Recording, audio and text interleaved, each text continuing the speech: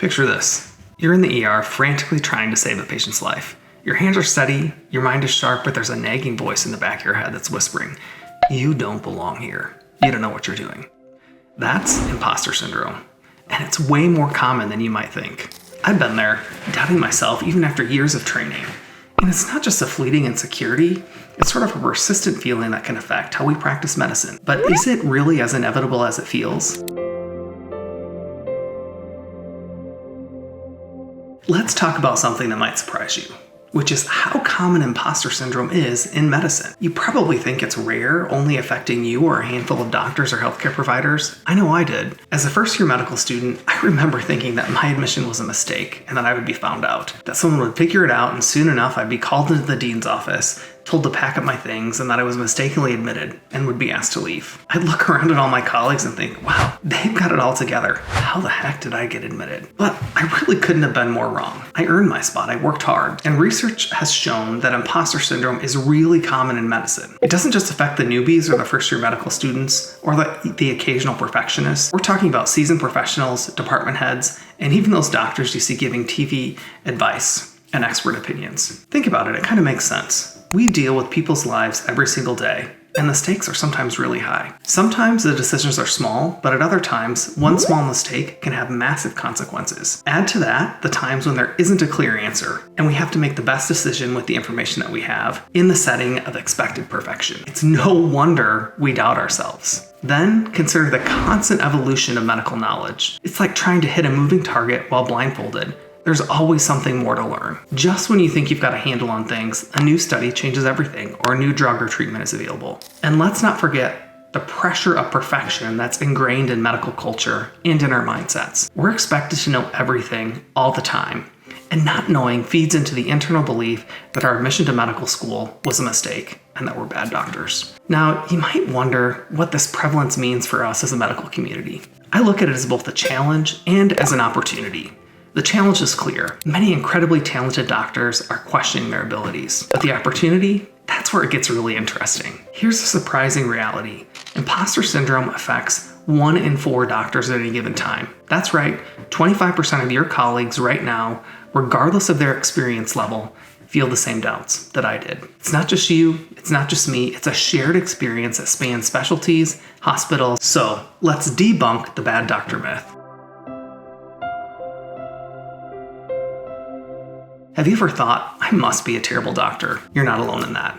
I remember a night when I was on call when that fear hit me hard. I was faced with a complex newborn who had a rare congenital heart defect, and as I was discussing the case with my surgical colleague, my mind just went blank, and I couldn't remember what the literature said about the appropriate approach. Even though it was something that I've seen before, at that moment I felt like a complete fraud, and I didn't know what to do. I just froze up. Here's the thing, that sort of fear doesn't mean that I'm a terrible doctor or that you're a terrible doctor. In fact, probably indicates the opposite. Dr. Shanafelt, an expert in physician well-being, points out that feelings of being an imposter often indicate conscientiousness and a drive for excellence rather than incompetence. He emphasizes no individual graduates from medical school or completes residency and fellowship due to luck. Research shows that imposter syndrome is particularly prevalent among high-achieving individuals, including physicians. The disconnect between external success and internal feelings of inadequacy can lead to significant distress. We set impossibly high standards for ourselves. We expect to know everything, never make mistakes, and always have the correct answer. But that's not realistic. It's not possible. Medicine is complex and is constantly evolving. It's impossible to know everything all the time. This perfectionism creates a cycle of self-doubt and anxiety. We set the bar sky high, and when we inevitably fall short, because we're human, we feel like failures. But here's the kicker. It's often the most competent among us who feel this way. There's a cognitive bias that's called the Dunning-Kruger effect, where high-achieving individuals often underestimate their competence. So if you're feeling like an imposter, it might be because you're actually highly competent and aware of how much there is to know in medicine. Dr. Valerie Young, another expert in imposter syndrome, identifies the perfectionist type who sets unreasonably high standards and feels inadequate when they're not met. This type is particularly common among medical professionals. Remember, those feelings don't define your abilities, they're often a sign of your commitment to excellence. Next time that doubt creeps in, Take a deep breath and remind yourself, you are not a fraud, you're not an imposter, you're a dedicated professional striving for the best. Now that we've defined imposter syndrome, let's talk about how we break free of this cycle. So how do we break free from imposter syndrome? You might be thinking, all right, Dr. Ben, I get that these feelings are common, but am I stuck with them forever? Well, I've got some good news for you. Imposter syndrome doesn't have to be a permanent part of your medical career. I remember a turning point in my journey. I was about 10 years into practice as a pediatric cardiologist, and I was on call working in the ICU on a complex case. This particular moment, I was the most experienced physician in the room, and those familiar doubts started creeping in. Am I really seasoned enough to lead this team? But this time, something was different. Instead of letting those feelings overwhelm me, I paused, reflected, and then said out loud to the team and the family, I'm not sure what the next best step is. Can we pause for a minute and reflect?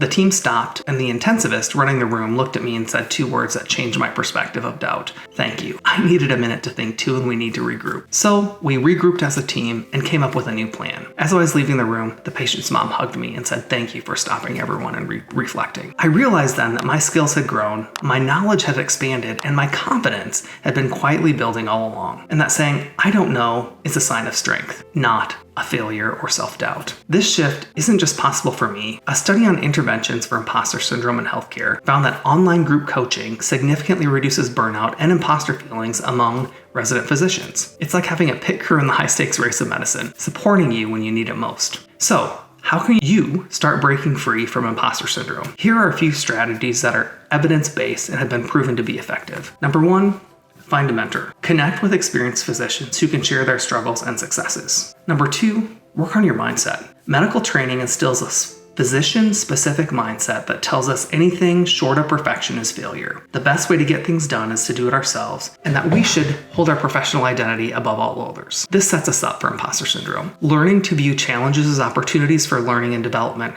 rather than setbacks is important. Number 3, is start to use cognitive restructuring and other tools like mindfulness to reframe negative thoughts. Number 4, seek out group support. Engage in peer support groups or reflection sessions to change your perception of yourself and to learn new coping strategies. Creating a culture of openness in healthcare is crucial. Things shifted when I started opening up about my feelings with colleagues. Suddenly, everyone had a story to share, and those conversations became a powerful tool for change. Remember, overcoming imposter syndrome is a journey, not a destination. It's about developing a more balanced self-perception and recognizing your growth. As physicians, we're trained to be critical thinkers, but sometimes we must turn that lens inward and acknowledge our progress and capabilities. You've come this far for a reason. Trust your skills, and most importantly, keep growing and developing. As we wrap up, Dr. Shanafelt's words resonate deeply. Embrace the physician as a human rather than as a hero.